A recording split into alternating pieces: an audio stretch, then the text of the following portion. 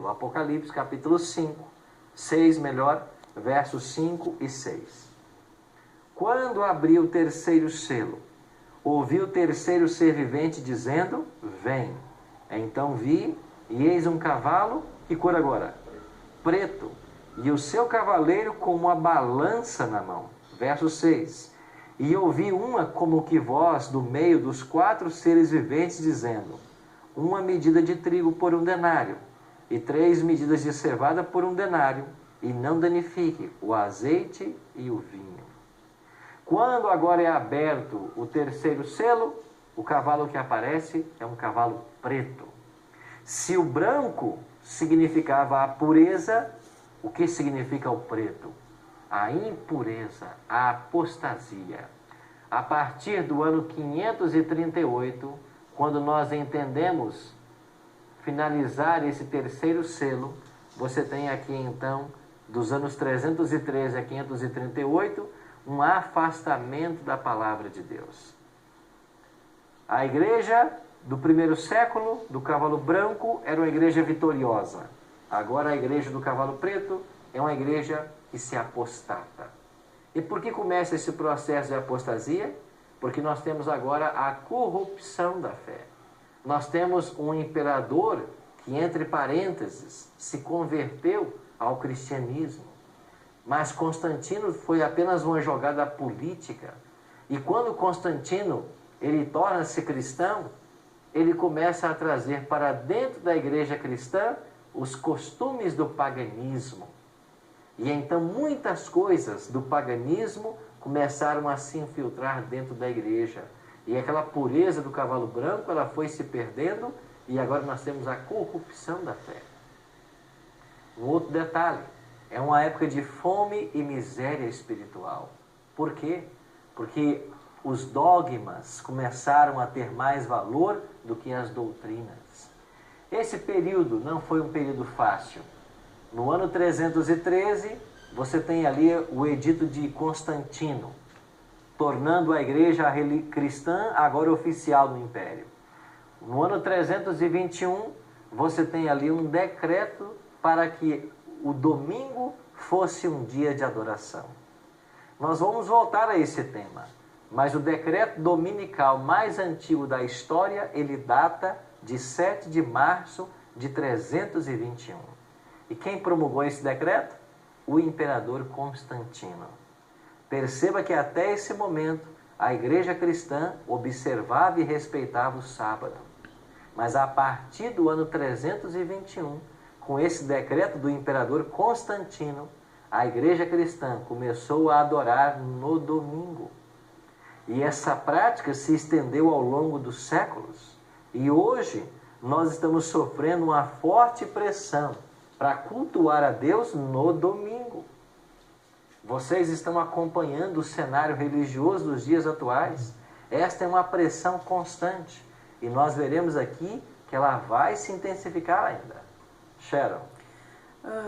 Qual foi o propósito dessa mudança do sábado para o domingo? Os cristãos guardavam o sábado, porque eles haviam aprendido com Cristo, com os apóstolos e com toda a Bíblia no Antigo Testamento. Mas quando Constantino tentou unificar a igreja ao império, a religião ao Estado, e os pagãos foram convidados a vir também para a igreja, eles adoravam o Deus Sol no primeiro dia da semana. De fato, a prática de se adorar o Sol no primeiro dia da semana não começou nem com os romanos. Começou antes com os medo-persas. Foi lá dentro do período de domínio medo-persa que surgiu uma seita chamada os mitraítas, que já começaram a adorar o Sol no primeiro dia da semana. Agora então, o que fez Constantino? Vamos adorar também no domingo, porque os pagãos estão acostumados com o domingo. E eles virão para a igreja adorar a Deus, mas no domingo, que é o dia que eles já respeitam. Então, a princípio, ficou os cristãos adorando no sábado, e os pagãos começaram a vir para a igreja cristã adorando no domingo. E com isso, ele tinha todos debaixo do seu poder. Só que lentamente o domingo foi ganhando força e o sábado sendo esquecido. Até que nós chegamos ao estado atual. onde a maioria da cristandade acredita na santidade do domingo e o sábado foi completamente perdido de vista. Irei voltar a esse ponto em outro momento, mas esse é um ponto-chave na história. Sim, pois não, minha amiga Heloísa? Pastor, eu só queria confirmar. Todos esses eventos que aconteceram a partir do Constantino, que ele promulgou e que ele fez como ordem, né? Como imperador e como dono da igreja, eu considero isso como a base da Igreja Católica Apostólica Romana, que vigora até hoje, né? Essas ações foram incorporadas, de fato, pelo papado, né? Pois é, até hoje. E você sabe que o Constantino era o imperador de Roma. Isso. E você sabe qual era o título que era dado ao imperador romano? Sumo Pontífice. Sumo Pontífice, exatamente. Sumo Pontífice era o título do imperador romano. E quem é que assumiu esse título na modernidade? O Papa. É o Papa. O Exatamente. Sumo Pontífice é o Papa. Então veja que o papado veio ocupar o lugar dos imperadores. E até os títulos que eram deles também foram adotados pelo papado. O que mais aconteceu nesse período?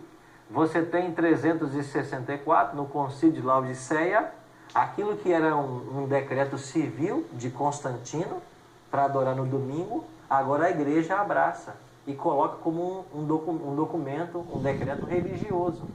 Em 370 inicia a prática de cultuar aos santos, em 400 a prática de se orar por quem já morreu, e em 530 o dogma do purgatório, ou seja, a ideia de que existe um lugar de tormento eterno.